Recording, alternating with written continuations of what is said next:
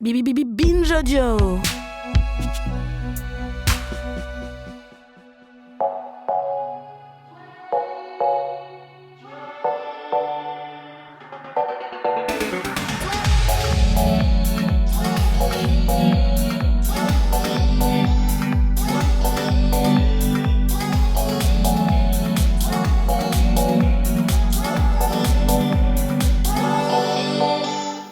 Bolos, wesh, terre-terre, teon, tof, les bails, schlag, bessif, marave, en mode YOLO.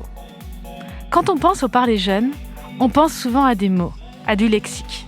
Quand vous écoutez ou regardez une émission sur le langage jeune, généralement vous avez un ou une journaliste qui tend son micro en demandant à des jeunes de donner des mots typiques jeunes, et plus ils sont exotiques, mieux c'est. Et ensuite, cette personne va les commenter selon l'angle choisi avant l'émission, soit pour déplorer leur pauvreté, soit pour exalter leur inventivité. Alors d'accord, les jeunes inventent ou empruntent des mots.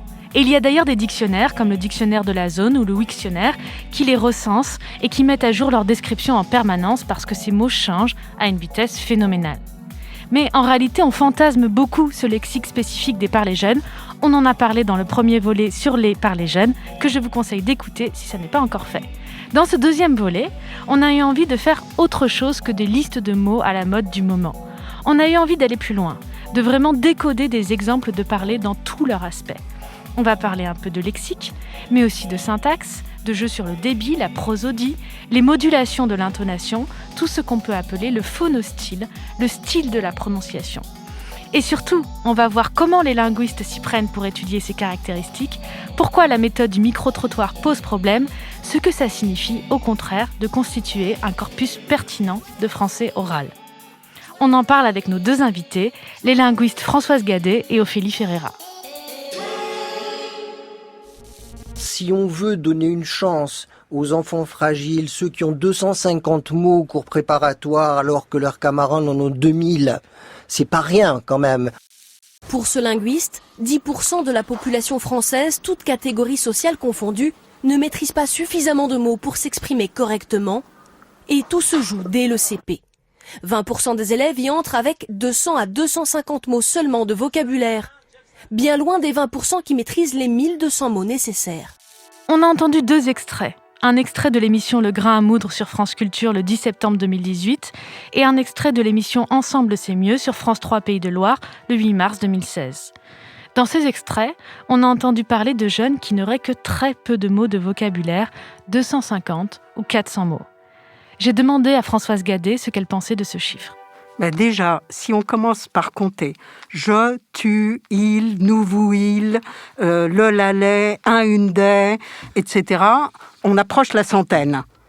Or, il n'y a aucune raison de penser que les jeunes ne savent pas mettre d'articles devant les noms, ne savent pas mettre de pronoms personnels devant les verbes, et ainsi de suite.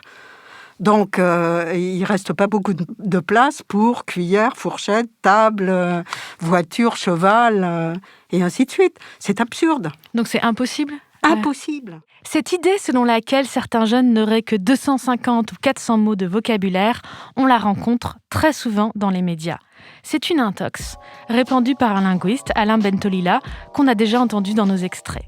C'est rigoureusement impossible. On estime qu'un enfant de 2 ans a déjà 400 mots. Il peut y avoir des différences de vocabulaire entre les jeunes, bien sûr, mais aucun jeune ne peut avoir 400 mots de vocabulaire.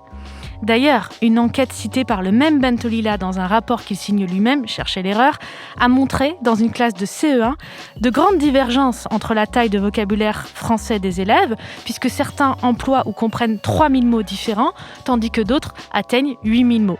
3000, 8000 en CE1. Dans tous les cas, on est extrêmement loin des 400 mots. Quand on parle de français et de parler jeune, il y a donc d'un côté les clichés lancés à la va-vite et repris en boucle, comme cette idée des 400 mots, et de l'autre, des études scientifiques, linguistiques, rigoureuses, qui se fondent sur des corpus. Les corpus peuvent être constitués d'écrits, tous les écrits, de la littérature, des copies, des articles journalistiques, des tweets, mais aussi oraux. Notre invitée Françoise Gadet a dirigé l'équipe qui a réuni le corpus MPF, vous aurez le lien dans le descriptif de l'épisode, sur lequel a travaillé notre seconde invitée, Ophélie Ferreira. MPF veut dire Multicultural Paris French et réunit 130 enregistrements avec 250 locuteurs et locutrices jeunes résidant dans des banlieues populaires d'Île-de-France. C'est un des plus gros corpus disponibles en français oral. Mais qu'est-ce que ça veut dire exactement un corpus ? Et comment est-ce que ça se constitue ? J'en ai parlé avec mes invités.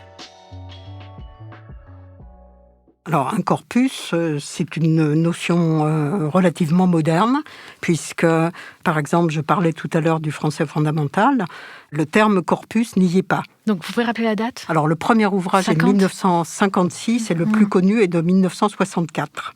D'accord, donc là, donc c'est réuni dans les années 50 à des fins didactiques. Il s'agit de l'enseignement du français langue étrangère en plein essor après la guerre, où on a compris qu'on pouvait plus se contenter du français, grâce à la guerre, si on peut dire. Donc le terme corpus n'y est pas, mais l'idée y est. Et à vrai dire, on pourrait remonter plus loin, parler de... peut-être pas les archives de l'INA, mais les archives de la parole de Ferdinand Bruno, oui. Donc du tout début du siècle 1910-1911, juste avant la guerre de 14. Donc l'idée de collecter des enregistrements, déjà fallait-il avoir la disposition de la possibilité d'enregistrer, faire des enregistrements de façon à attester la façon dont les gens parlent vraiment. Donc c'est un corpus, c'est des enregistrements qui attestent la manière dont les gens parlent parlent vraiment. C'est une collection d'enregistrements réunis avec un objectif et de préférence avec des hypothèses. Il suffit effectivement pas de sortir dans la rue et d'arrêter le premier venu en lui disant « Allez, vas-y, cause dans mon micro ». C'est de l'argot, non, la langue du boucher ? Non. Non ? C'est mieux encore. C'est mieux que ça. Et ça donne quoi ? Tu peux parler, là, un peu ? La langue du boucher ? Je sais que dire des gros mots. Ouais. Ah ouais ? Ouais. Comme quoi, par exemple ? Tu pèmes du lichesse. Ouais, ça veut dire quoi, ça ? Tu pues du cul. Donc un corpus, c'est pas un micro-trottoir. Et comment on fait justement ? Comment on fait pour enregistrer la façon dont les gens parlent vraiment ? Qu'est-ce qu'on fait ? Qu'est-ce qu'il y a comme pratique, comme principe ? Alors, je pense que la chose la plus importante, c'est de savoir ce qu'on veut faire de ce corpus. Parce que, en fin de compte, en déterminant la population que l'on va enregistrer, on fait une hypothèse, on avance une hypothèse sur ce qui diversifie les façons de parler des gens. Et donc, par exemple, sur le corpus que vous avez constitué, qu'est-ce que c'était l'hypothèse ? L'hypothèse, c'était que la langue des jeunes, quelle que soit la façon dont on... Les parler des jeunes. Les parler jeunes, je préfère dire parler jeunes.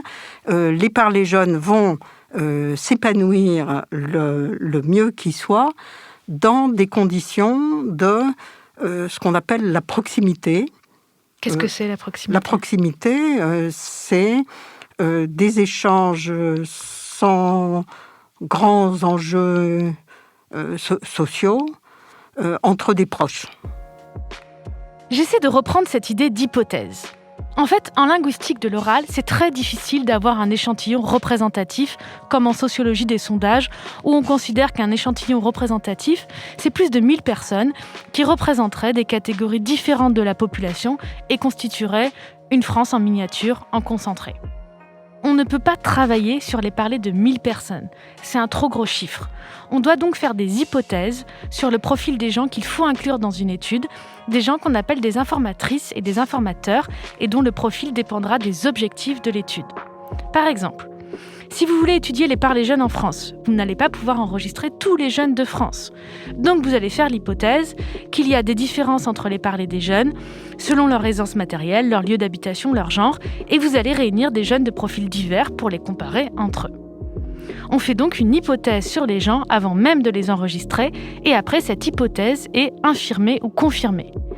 Par exemple, dans le volet 1, j'avais cité Marie Landic, qui avait enregistré des jeunes normaliens en faisant l'hypothèse qu'en choisissant un groupe de jeunes hommes homogènes socialement et géographiquement, des jeunes normaliens parisiens, elle pourrait montrer comment fonctionne la prononciation d'un français de référence homogène. Eh bien, son hypothèse n'a pas vraiment été confirmée, puisqu'elle a trouvé trop de différences entre ces parlers dans son échantillon. L'équipe du corpus MPF dirigée par Françoise Gadet a fait l'hypothèse suivante. Si on veut observer les dynamiques de changement du français dans les grandes villes européennes, le plus intéressant, ce serait d'observer les jeunes plurilingues et pluriculturels de diverses origines scolarisés en français. Les linguistes ont pensé que c'est auprès de ce groupe qu'on pourrait voir ce qu'il y a de plus nouveau comme tendance en français, et c'est ce groupe qui a servi d'informateur et d'informatrice. Après l'hypothèse sur le choix des gens à enregistrer, on fait une hypothèse sur la meilleure méthode pour recueillir leurs paroles. Leur faire lire un texte ? Leur demander de dire des mots ? Les observer dans un contexte scolaire ou privé ? Tout ça, ce sont des hypothèses qu'on fait avant même de sortir le micro et d'enregistrer. Et ça va déterminer ce qu'on va collecter sur le terrain. L'équipe du corpus MPF a fait l'hypothèse que les jeunes ne parlent pas de la même manière en toute situation et qu'il fallait varier les situations. Et surtout, le plus difficile, trouver comment les mettre à l'aise pour recueillir leur façon de parler habituelle, entre amis, parce que c'est là qu'il y avait le plus de chances de trouver le plus d'innovation.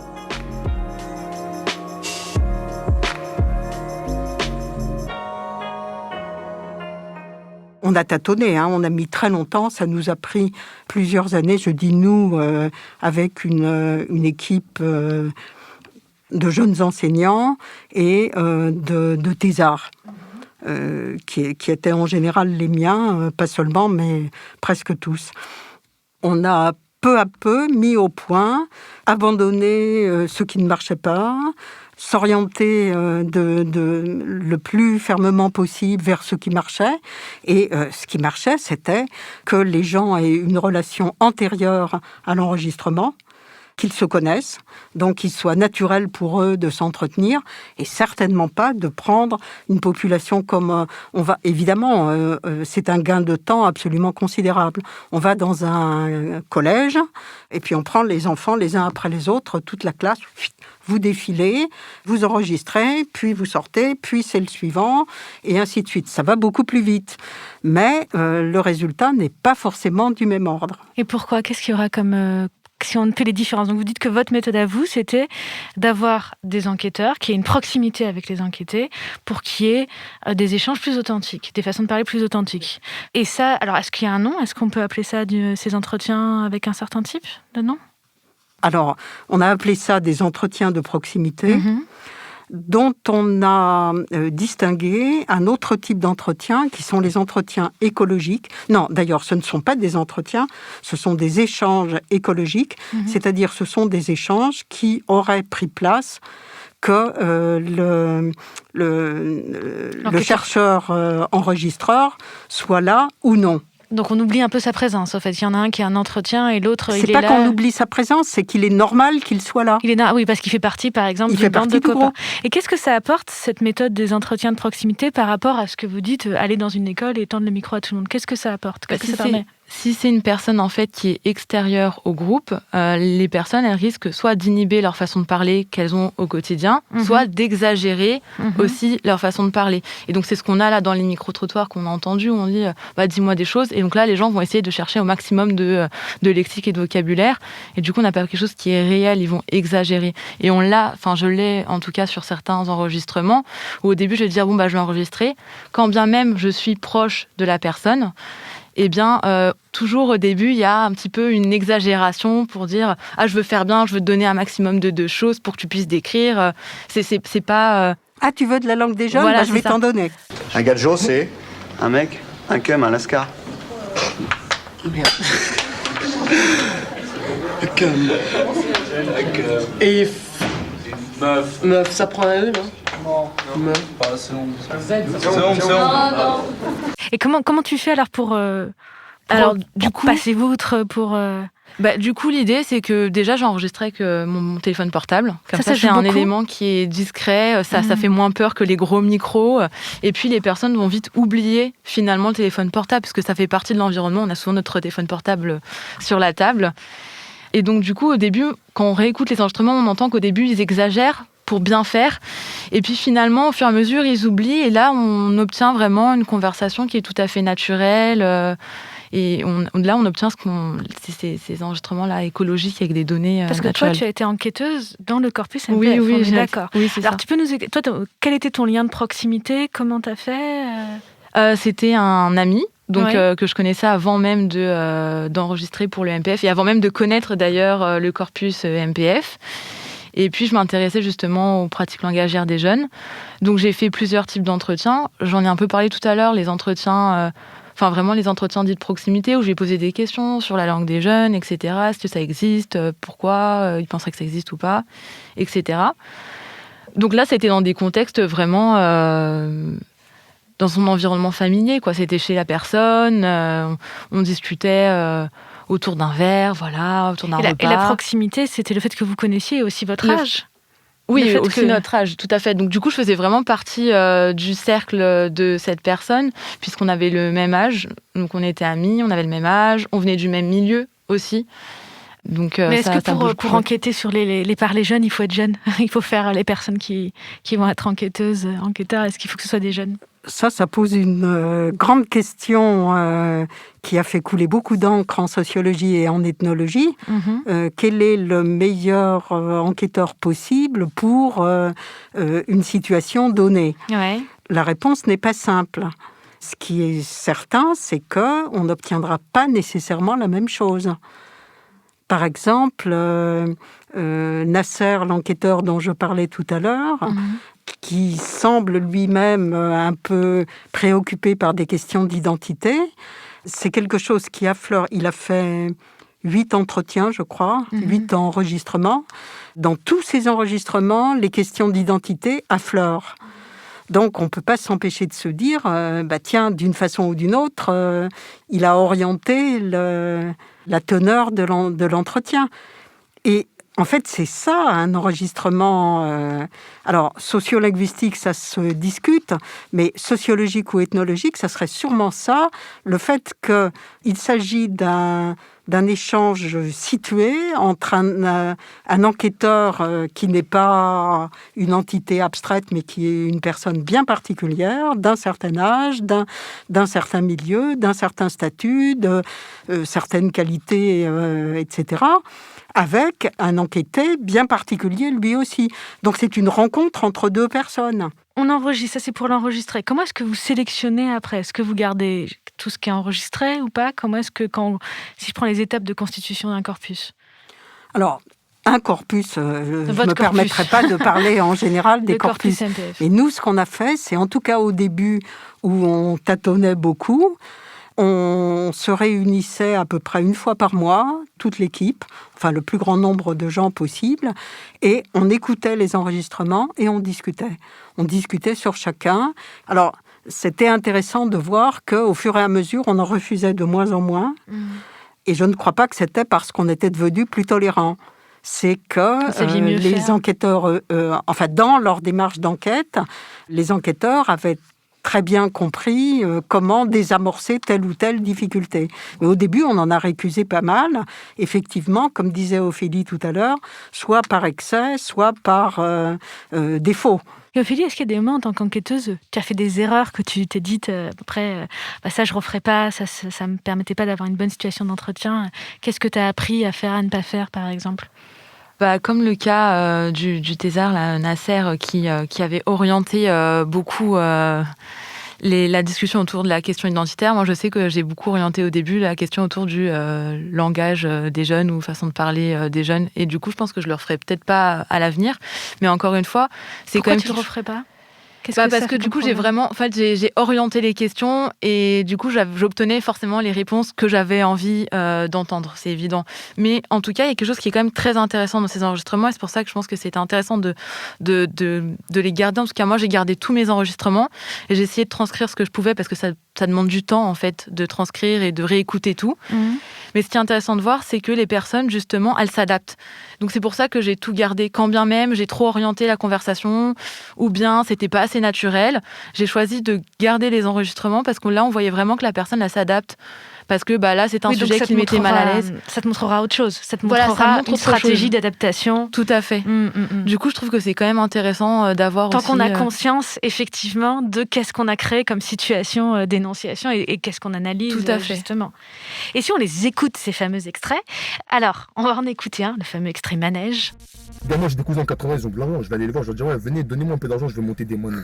Ils vont dire, va te faire enculer, qu'est-ce que ça s'en bat les couilles des manèges. Nous, c'est ça. Nous, c'est ça. Nous, c'est rapide, dès qu'on va prendre ça, l'argent va venir tout de suite. Ouais, l'argent va venir tout de suite. Mais les habs aussi peuvent venir tout de suite. Ouais. Alors, qu'est-ce qu'il a de spécifique, cet extrait? Alors, déjà, le rythme.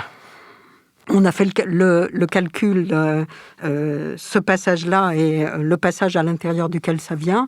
On est sur du 430 mots minutes, ce qui est absolument considérable. Claire Blanche Benveniste disait dans son ouvrage posthume de 2010, elle dit que... Sur le français oral. Sur le français parlé.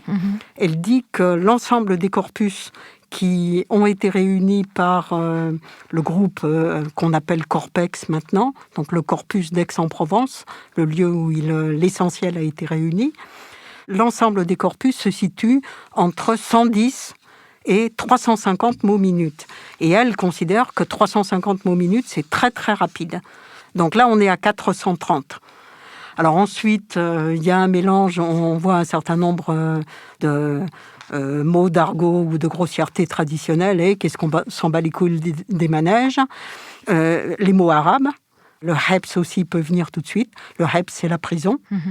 Donc, mais pour le reste, les séquences grammaticalement sont parfaitement françaises. Ce qui est spécifique dans cet extrait, ce n'est donc pas la syntaxe, un peu le lexique, mais surtout le débit et la prosodie. C'est quelque chose dont on parle jamais quand on parle des parlers jeunes. On va tout le temps nous parler du lexique, mais peut-être qu'une des premières choses, c'est ce débit, déjà. Ce qui fait qu'à des moments, on a l'impression qu'on comprend pas. C'est pas tellement à cause du lexique ou de la syntaxe, c'est à cause de ce débit. Et des fois aussi de cette prosodie. Alors là, on est sûrement, en tout cas pour le débit et la prosodie, on est dans une particularité de l'oralité des langues de la rue.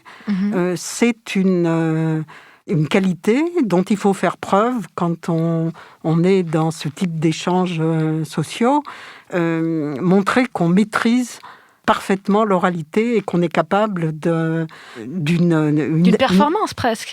C'est pour ça que moi j'aimais bien l'idée de stylisation aussi. Mais il y a une performance même dans ce côté débit extrêmement rapide et jeu stylistique sur les intonations aussi. D'ailleurs, on l'imagine, je ne sais pas, je ne l'ai jamais vu ce jeune, je ne sais pas à quoi il ressemble, mais je l'imagine immédiatement en train de faire beaucoup de gestes, de mettre en scène. C'est une mise en scène. Oui, tout à fait. Si on écoute un autre extrait là qui porte plus sur la syntaxe. Ils nous côtoient même pas, ils sont toujours dans leur voiture. Dès qu'ils sortent de leur voiture, c'est pour nous matraquer la gueule. Qu'est-ce qu'ils vont être gentils avec nous? Alors, il s'agit d'un « qu'est-ce que ?» c'est, de façon courante, c'est une interrogation sur un objet. Qu'est-ce que tu vas faire? Et ici, qu'est-ce qu'ils vont être gentils avec nous? Être gentils avec nous, ça ne comporte pas d'objet. Donc, c'est une interrogation qui doit forcément s'interpréter autrement. On a donc une caractéristique syntaxique, mais elle n'apparaît pas très souvent dans le corpus établi par Françoise Gadet. Ce qui est le plus représentatif dans cet extrait, c'est encore une fois le débit, la vitesse d'élocution et la prosodie, c'est-à-dire les syllabes qu'on accentue et les effets de montée et de descente. On écoute encore une fois l'extrait. Ils nous côtoient même pas, ils sont toujours dans leur voiture. Dès qu'ils sortent de leur voiture, c'est pour nous matraquer la gueule. Qu'est-ce qu'ils vont être gentils avec nous? Qu'est-ce qui donne l'impression d'un parler jeune populaire et banlieusard, ici, dans le débit et dans la prosodie? Un allongement des avant-dernières syllabes, et pas des dernières syllabes, des montées et des descentes d'intonation brèves et rapides, ce qui fait ce qu'on appelle une courbe intonative très contrastée et une accélération générale du rythme. La linguiste Maria Candéa, avec qui je prépare ces émissions, a fait un petit test. Elle a ralenti l'extrait en lissant la prononciation. On l'écoute. Ils nous côtoient même pas, ils sont toujours dans leur voiture. Dès qu'ils sortent de leur voiture, c'est pour nous matraquer la gueule. Qu'est-ce qu'ils vont être gentils avec nous? Alors, je ne sais pas pour vous, mais moi j'ai vraiment l'impression qu'en changeant non pas le lexique ou la syntaxe, mais la prosodie, on a vraiment un effet différent. Mais comme on l'a bien dit dans le volet 1 de cette émission, il ne faut pas croire que c'est une caractéristique qu'on peut appliquer à tous les parlers jeunes. Cela concerne les parlers jeunes étudiés dans ce corpus. Et c'est ce que nous rappelle Ophélie Ferreira. On est concentré quand même sur un type de jeunes qui, enfin là c'est manifestement des jeunes qui habitent sans doute une banlieue, que ce soit la banlieue parisienne ou peut-être à Marseille. Non, peut-être pas Marseille, on entendrait aussi, mais peut-être la banlieue de Lyon, je ne sais pas. Alors qu'il y a d'autres jeunes, je pense à de la famille qui habite dans la région du Grand Est, qui sont aussi jeunes, qui ont 23 ans et qui n'ont peut-être pas le même débit. Alors, ils ont peut-être un débit à moi, c'est soutenu, mais peut-être pas la même courbe intonative et peut-être pas non plus le même lexique. Donc ça peut varier aussi selon les régions. Et tu penses que la courbe intonative, ça varie aussi géographiquement, selon les régions? Ah oui, je pense, oui. J'ai du monde autour de moi là, qui habite dans le Grand Est. La courbe intonative n'est pas du tout la même que les extraits qu'on entend. Donc ce serait plus d'Île-de-France, ça Oui, peut-être plus d'Île-de-France. Il y a un autre élément qu'on relève souvent dans les parlers jeunes. Ce sont ces petits mots qui ponctuent les discours. Les « tu vois » ou les « et tout ». On écoute un extrait. Du coup, j'en savais qu'elle et tout, ça se frottait et tout, donc je dis ouais, c'est cool. Donc du coup, après, il y a mes potes qui arrivent et tout, ils m'appellent, ils font ouais et tout, on fait quand pour rentrer, donc je leur explique comment rentrer, genre faire bon, vous connaissez l'ambiance et tout, vous êtes habitués, c'est votre délire et tout. Donc là, on a entendu et tout. Combien de fois on l'a entendu là dans l'extrait ? Je crois que c'est 8 ou 9 en 6 secondes. Et ça alors, qu'est-ce que c'est et tout ? Comment on pourrait appeler ça ? Alors, c'est un domaine de la syntaxe qui est assez mal décrit, donc qui porte des noms divers. On parle de ponctuant, ce qui a l'inconvénient de rapprocher l'oral de l'écrit. Comme c'était un signe de ponctuation. Et en tout cas, là, on aurait affaire à un continuateur. C'est-à-dire quelque chose du genre, bon, tu vois ce que je veux dire. Tu vois, ces petits mots qu'on va souvent appeler des tics de langage. Le problème, c'est que tic de langage, c'est un jugement normatif et pas une caractérisation. Mais en tout cas, c'est ces petits mots, vous m'arrêtez si je me trompe, que tout le monde dit, que tout le monde emploie. On a chacun un peu ces ponctuants. Simplement, là, on a vraiment un bon exemple de ce que vous appeliez l'effet de loupe pour caractériser le langage, les parlers jeunes, que c'est pas des parlers tellement différents, c'est juste que ils ont des caractéristiques que tout le monde a, mais en plus concentré. Parce que là, c'est vrai que et tout, on l'a entendu beaucoup de fois. On finit par n'entendre que ça. Bah voilà, qu'est-ce qu'on a entendu ? On a entendu et tout.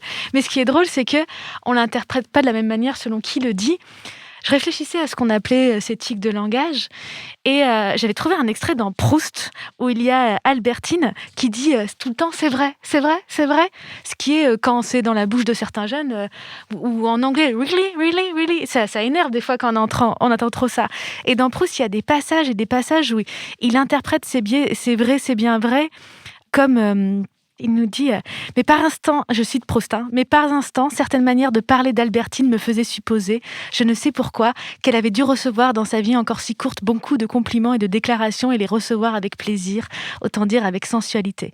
Ainsi, elle disait à propos de n'importe quoi, c'est vrai, c'est bien vrai. Certes, si elle avait dit comme une Odette, c'est bien vrai ce gros mensonge-là, je ne m'en fusse pas inquiétée. Mais son air interrogateur, c'est vrai, donnait l'étrange impression d'une créature qui ne peut se rendre compte des choses par elle-même. Et ça continue, c'est du Proust. Et je trouve ça révélateur, comme quoi, quand c'est pour une certaine personne, on va prendre juste l'exemple de, elle sait pas parler, mais quand c'est Albertine dans Proust, pour quelque chose qui est aussi banal que c'est vrai, c'est comme et tout. En fait, elle dit tout le temps, c'est vrai, comme un jeune, c'est peut-être le langage jeune dans À la recherche du temps perdu. Ceci dit, il faudrait là aussi écouter des gens. Alors, ce ne seront pas les mêmes, mais les bons, par exemple, bons chez les hommes politiques, pour ponctuer leur séquence. Il n'y a pas d'autres termes. Simplement, on ne les entend pas. Si c'est habilement présenté, ça se coule dans la mélodie et ça ne s'entend effectivement pas. Et qu'au fond, le faire après, au fond, dans un instant, et au fond. Alors on entend plus déjà ceux qu'on n'emploie pas, et puis c'est vrai qu'il y a certaines personnes qui vont aussi plus les employer. Dans l'extrait qu'on a entendu, c'est dur de ne pas l'entendre. On a étudié avec Françoise Gadet et Ophélie Ferreira des exemples attestés tirés du corpus MPF. Mais moi je suis d'abord littéraire, et je me posais la question de la représentation dans les textes littéraires des parlers jeunes. Et là j'ai l'impression qu'on bute sur une vraie difficulté. C'est très dur de représenter dans un texte écrit des phénomènes oraux comme le débit, l'intonation, la prosodie. Il y a bien sûr des moyens de le faire, de le raconter, de le faire sentir, et je mettrai plein de liens critiques qui parlent de la représentation de l'oralité en littérature dans la description de l'épisode sur le site de Binge Audio. Mais c'est quand même difficile de représenter l'oral à l'écrit, la prononciation, le débit à l'écrit. Et c'est peut-être pour cela que les textes littéraires se concentrent davantage sur le lexique, sur les inventions lexicales et plus rarement syntaxiques. Je pense à Gavroche dans Les Misérables de Hugo, Momo dans La vie de Vansois de Gary ou à la narratrice de Kif Kif Demain de Faizagen. C'est peut-être l'alliance de l'écrit et du dessin, la bande dessinée, qui permet le mieux de représenter le débit et les courbes intonatives, avec des jeux sur la taille et la forme des lettres, avec des modifications de l'orthographe pour suggérer des prononciations. On le trouve par exemple chez Claire Bretéché dans la série Agrippine et plus récemment chez Riyad Satouf dans La vie secrète des jeunes. Mais si vous avez des idées de représentations littéraires, culturelles de Parler Jeune qui vous semblent intéressantes, n'hésitez pas à en discuter avec moi sur le compte Twitter ou mail de Parler comme jamais.